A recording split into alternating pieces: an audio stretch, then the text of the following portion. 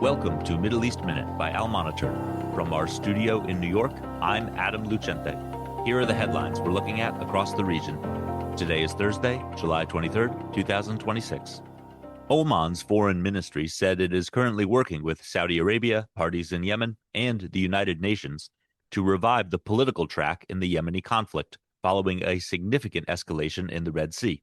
The Houthis said earlier that they had struck 2 Saudi oil tankers in the waterway, following their pledge to impose a maritime blockade on the kingdom. Saudi Arabia said it would defend itself against the move, but had not commented on the claim of the tanker strikes by the time of recording. Local media also reported clashes between the government and the Houthis in the western Adala province. The last ceasefire in Yemen ended in 2022, after which Saudi Arabia, which supports the Yemeni government, sought talks with the Iran-backed Houthis. That effort did not yield any tangible results, though calm largely prevailed between the two sides until recently. The situation escalated last week after the Houthi-controlled Sana'a airport was bombed, with the government saying the strike was to prevent an Iranian plane from landing in violation of Yemen's sovereignty.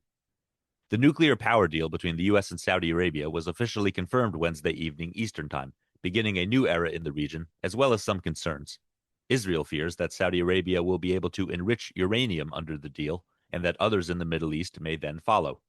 In an analysis for Al Monitor, Samuel Wendell wrote that the Trump administration is seeking benefits to U.S. companies with the deal and to shut out foreign competitors from involvement in the burgeoning Saudi nuclear sector. The kingdom is seeking nuclear power as Iran has moved forward with its program in recent years, and has notably reached a deal with the U.S. without having to normalize with Israel, something that has been a key demand of Washington.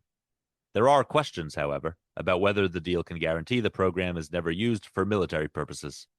Though this was not mentioned in the announcement, Trump said on Thursday that the nuclear deal requires the kingdom to establish relations with Israel. He also said the agreement will not allow any enrichment of material. There was no immediate response from Saudi Arabia. Read Samuel's analysis on almonitor.com. The U.S. military concluded its 12th straight night of strikes on Iran, while Iran said it struck American targets in Kuwait and Jordan. In statements addressed to Kuwait and Jordan, the IRGC called them brothers and said it respects each country's sovereignty and is only targeting the U.S. Kuwait said it was targeted by sinful Iranian drones, while Jordan said it intercepted 4 Iranian missiles and 6 Iranian drones. U.S. Secretary of State Marco Rubio told reporters that Iran is begging the U.S. to make a deal and to talk, but that the Trump administration feels they aren't serious. He said, quote, "The problem with Iran is every time they make a deal, the people in charge either break it or they want to change it. So it looks like they're not ready to make a deal, so they're going to continue to pay a price, and every night the price gets higher and higher."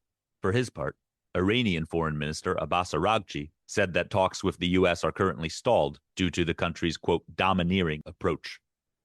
Iraqi Prime Minister Ali al-Zaidi has arrived in Iran just days after his landmark visit to Washington and meeting with Trump, reflecting Iraq's position as an important battleground in the wider U.S.-Iran conflict and Baghdad's efforts to balance ties with both countries.